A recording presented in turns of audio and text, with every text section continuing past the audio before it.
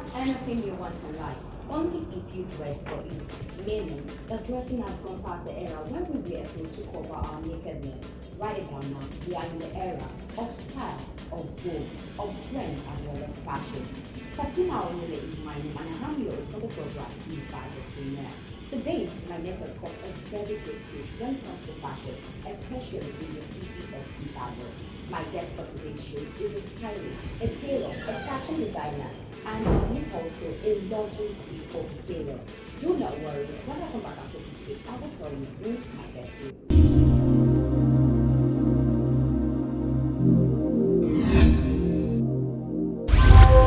Welcome back from the break. I was telling you that I've got a very big week when it comes to fashion work. Yes, my guest for today is Mr. Onlaiwola, who happens to be the Chief Operating Officer of LAMAS clothing line. Good afternoon, Mr. Laiwola. Good afternoon, thank you. How are you doing today? Very well, I'm fine. You look so good. As the job necessity to look good always. So if not for the job, you wouldn't have looked good. Sometimes Mondays can be very busy and very tasking, but because you need to make clients, you need to show them before even telling them what you need to solve for them. But at least seeing you will even speak volume for you. So at every point in time, you have to look good. That's very nice. At every point in time. So who is Mr. Olaiwola Ogedengbe? Mr. Olaiwola Ogedengbe, I would say he was born in Ibadan, about 3 decades ago. Studied in Ibadan and in Abeokuta, and he's married with 3 kids. He's been in the industry for the past 12 years. In fact, as a matter of fact, the company just celebrated the 12th anniversary some couple of days ago. So, and over the years, we've been plying the trade as if we were born to do it. So, I would say that is in brief. Okay, so tell me, how did LAMAS Clothing Nigeria, how did it start? We started 12 years ago professionally, but it is a burning desire that has been there way before 12 years ago. But professionally, when we started, I was still in school. I was in my second or third year in school when we launched the label, and ever since then it has not been easy. As everybody knows how entrepreneurs is in Nigeria and Ibadan, and for the past 12 years ago, then that was not the era of social media. So we only started with what we had. I think I started with 2,500. It was my pocket money for that month. So you started this big LAMAS Clothing Nigeria with No, 2,000. it started very, very small. Wow. And as a brand, we evolve over the years. We started small with very big vision and very big ideas in our kit. But as every entrepreneur, we start business, starting small, dreaming big. So our journey over the years has been extremely rough, but with grace and with hard work and dedication, this is where we are now. Thank God about that. So now that we are in the era of style, era of trend, where do you get your motivation from? Where does the drive to do new designs, where does it come from? There are fashion designers and there are fashion designers. Some were born to do it. So I would say I was born to do this. Yeah. Because aside the era of trend and style, sometimes it comes and it goes. Yes. And so there's need for constant recycling. And about motivation and inspiration, I draw mostly from nature. Nature, anything you want, as long as you are in the creative industry, is always there in nature, in abstract. So it now depends on the creative mind. Okay, it's like seeing a particular design online, and you have to create something out of it, not lifting it totally. Okay. So, and that is another part of inspiration. You might say design online, this won't be bad, but I have to do my own like this and put the trademark on it. But majorly it has been nature. I travel a lot. I'm the kind of person that like to travel a lot. So I tap most of them from nature, most of them from traveling and all that. And coming back to my my drawing book, then I will redesign and redefine it. So the creative industry, you have to have the creative drive inside you. It is congenital. So talking about you traveling a lot, tell me, what do you think is missing in the city of Ibadan as far as fashion is concerned? But before you give us an answer to that question, we'd like to go on another break. By the time we're back, you will be answering such questions.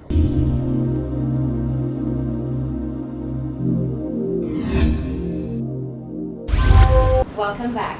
Just before the break, I was asking Mr. Olaiwola, for the fact that he travels, he should tell us what he thinks is missing in the Ibadan fashion world.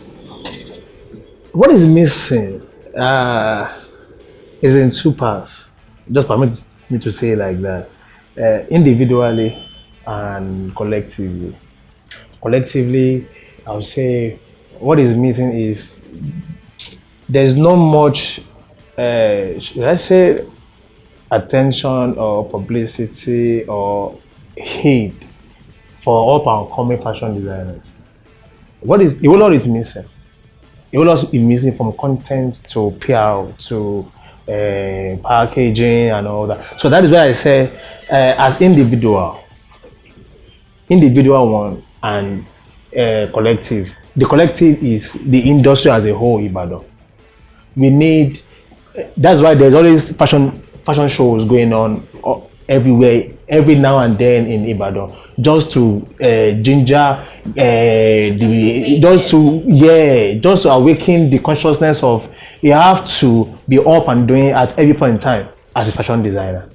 But for the collective thing, I would say it depends on where you see yourself and how you see your brand.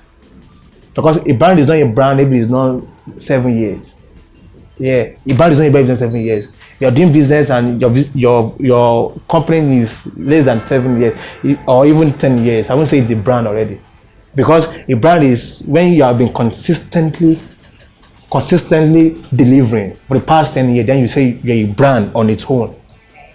So collectively, there should be constant reawakening about this is how it is done in the outside world. This is how it is done outside the city in Lagos, Port Harcourt, Abuja, where they are more fashion conscious. There are clients outside Ibadan that will say they cannot work with Ibadan vendors.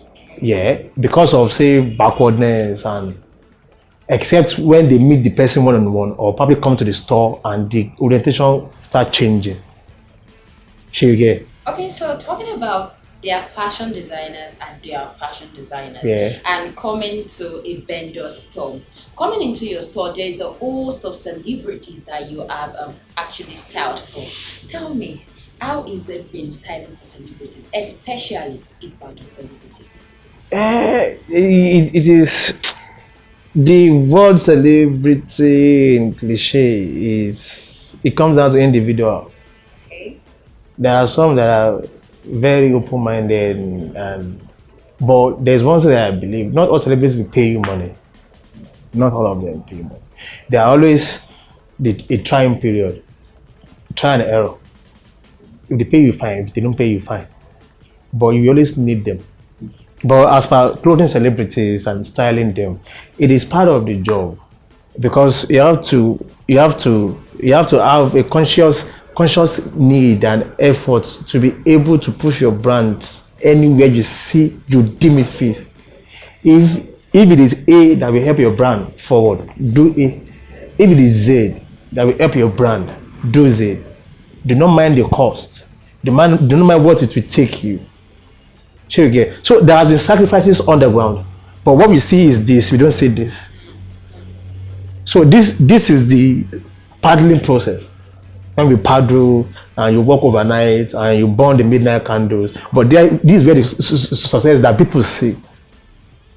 But as individual and as someone that has been in the industry for a while, you know the importance of these guys. They are public faces.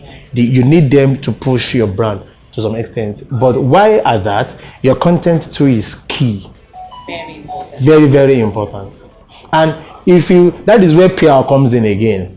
So as much as we have done for people in Ibadan and done for people in Lagos, does not mean that they pay us all the money.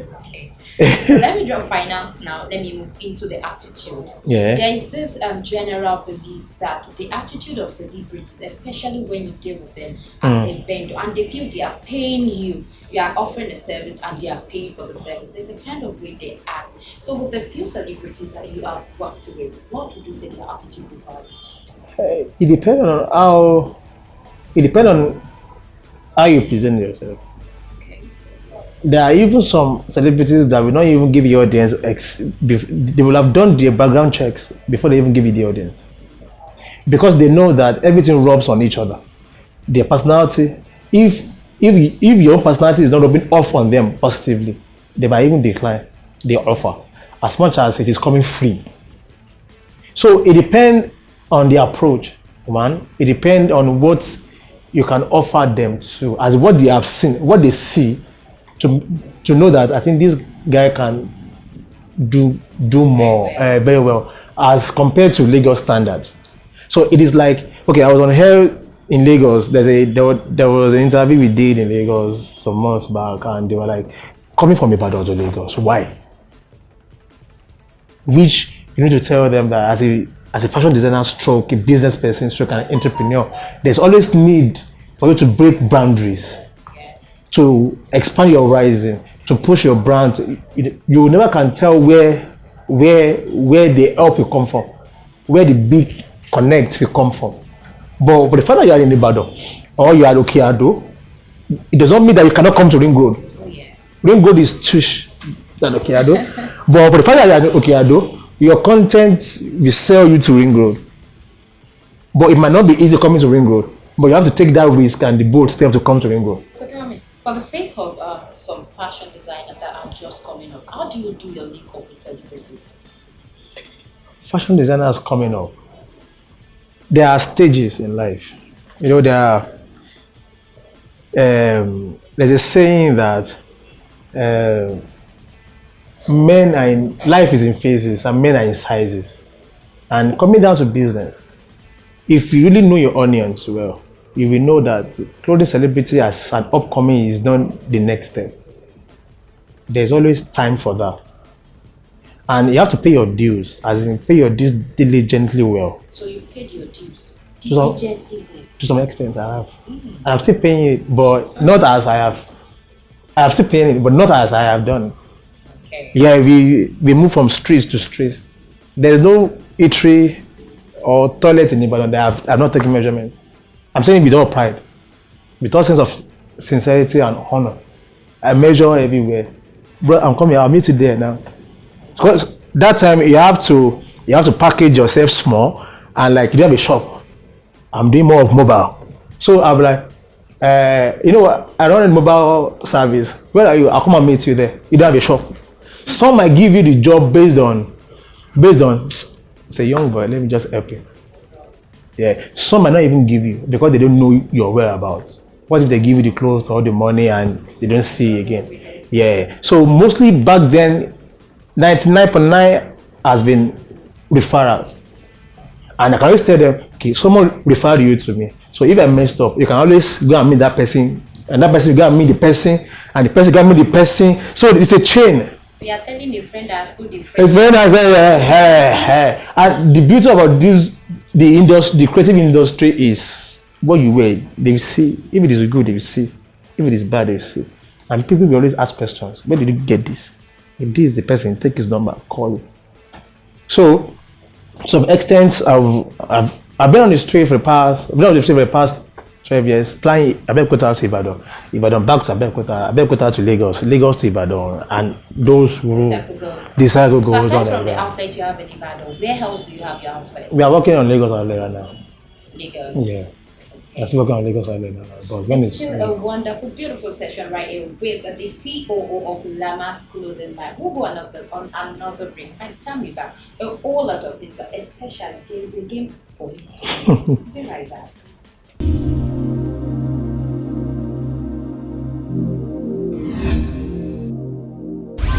Welcome back from that break. I still have with me the COO of LAMAS clothing line. I'm talking about Mr. Ogedengbe or Laiwola. Before I went, I said there is a game for you to play.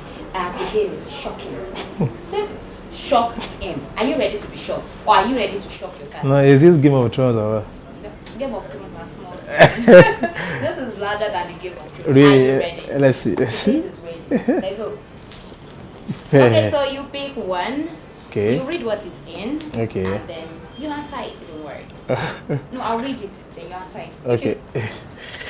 Pa pa pa pa. The Son and the Holy Spirit. Yeah. Okay. Very good. Show us your favorite dance move. His favorite dance move. I'm sure you've never seen him dance. My paper. What is your favorite dance move? Let's first. I'm not. I'm more of workaholic than the social. And even if you are in church, there is a way you dance. When this is casting.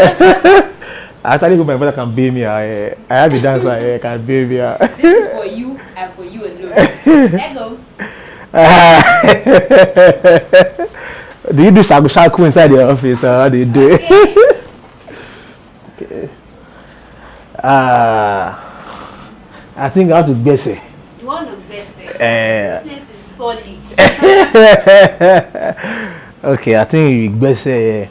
So let me fix this first and we do the best.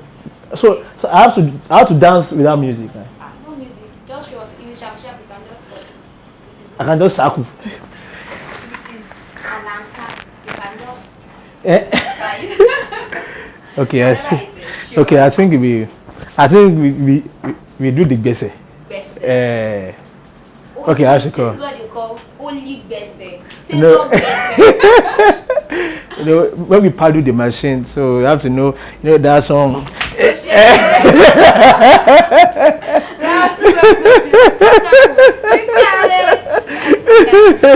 Okay, so before I allow him leave, tell me your unique selling point. Why you feel your customers will always come back to LAMAS? No, we have trademark. And you always want to come back. Yeah. What you feel? Trademark. Yeah. What you feel? Yeah, we have customer relations. We have good reception, and relate with every client very well. So I think that sells more, even before even wearing your clothes. And when they wear your clothes again, and they feel the comforts and all that, they want to come back. You want to come back. You will love to come back. Say. So one advice, what do you have to tell upcoming tailors or fashion designers, or those people who do not even in entrepreneurship? The fact remains that everyone cannot be an entrepreneur. If you have to state the obvious, not everyone can be an entrepreneur, because an entrepreneur is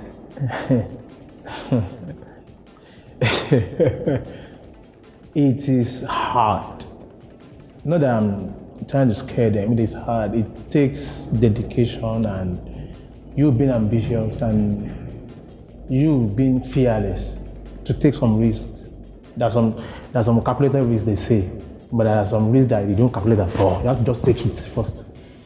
Because moving from point A to point F is omitting B, C, D, and it takes stretch it to your limits. And at the point you be like, why am I even doing this? Regret my setting.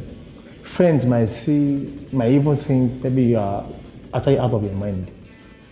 But having a belief system is key.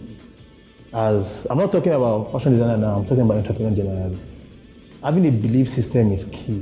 Believing in yourself that you can do it with or without anybody. As long as you are convinced inside you and God is by your side. Because that is where prayer comes in. Yeah, I pray very well and I work very well. So what's your favorite entrepreneurship quote? Favorite entrepreneurship quote, I would say, which one should I pick? Don't leave it undone. Do it. Just do it. Thank you so very much. You're welcome. Thank you so much. It's been a wonderful session. I've been the COO of LAMAS Clothing Line. in the studios with us today. This is a place of work, and you know how we do it on IbadanPreneur. We come to where they get it done. We don't just listen to them saying they can do it. We come here to see for ourselves. Thank you so much for being with us throughout the moment when we are having this program. Until we join you again for another session of the program, stay blessed.